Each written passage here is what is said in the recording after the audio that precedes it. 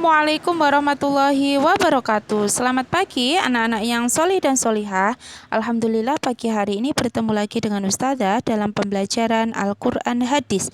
Jika minggu kemarin kita belajar tentang surat Al-Adiyat, maka pada pagi hari ini kita akan belajar tentang surat At-Tin.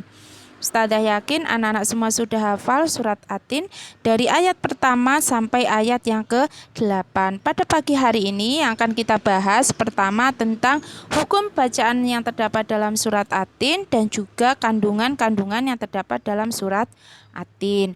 Oke, silakan anak-anak pahami. Nanti jika ada yang kurang jelas bisa langsung tanyakan ke Ustazah. Hukum bacaan yang pertama dalam surat At-Tin yakni alif lam syamsiah.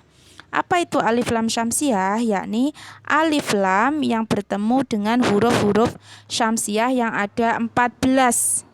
Nah, bagaimana cara membacanya? Yakni dibaca melebur, yakni meleburkan huruf alif ke dalam huruf syamsiah. Agar kalian mudah untuk memahaminya, jadi untuk alif lam syamsiah ini ada tanda tasydid setelah huruf alif lam. Contohnya wattini wazzaitun wa amilus solihat. Nah, itu contoh untuk alif lam syamsiah. Yang kedua alif lam qamariyah.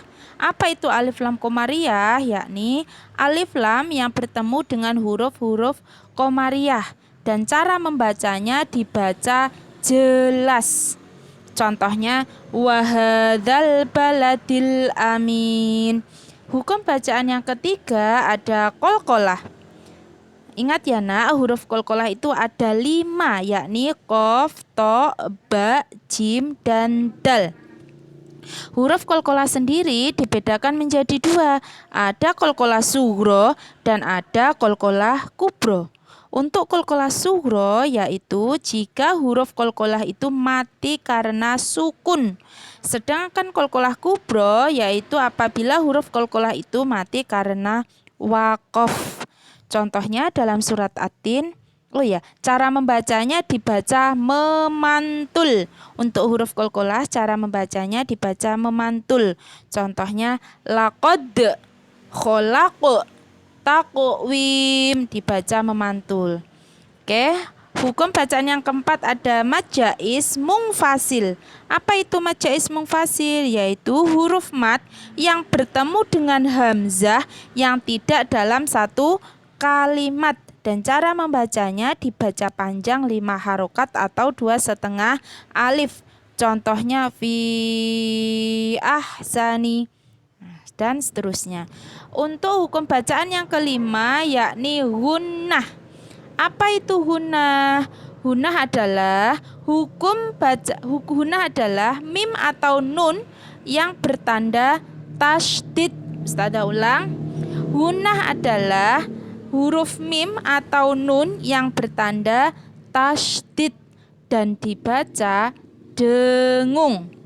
Contohnya summa. Nah, seperti itu.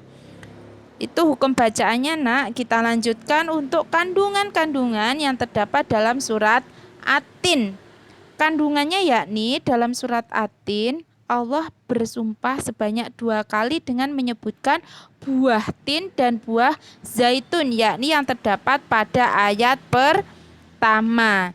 Surat At-Tin ini menjelaskan tentang Allah menciptakan manusia dengan bentuk sebaik-baiknya dan Allah akan memberikan balasan yang setimpal atas perbuatan manusia, baik itu kecil besar, kelak di akhirat akan mendapatkan balasan.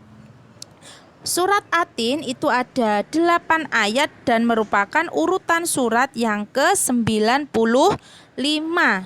At-Tin diambil dari ayat yang pertama dan diturunkan di kota Mekah. Nah, anak-anakku, itu tadi untuk kandungan yang terdapat dalam surat At-Tin. Jika kalian sudah tahu, lalu bagaimana ya kira-kira menerapkan kandungan surat At-Tin ini dalam kehidupan sehari-hari? Tadi dijelaskan bahwa Allah itu akan memberikan balasan yang setimpal mau besar mau kecil kelak di akhirat. Nah, bagaimana kita menerapkannya dalam kehidupan sehari-hari?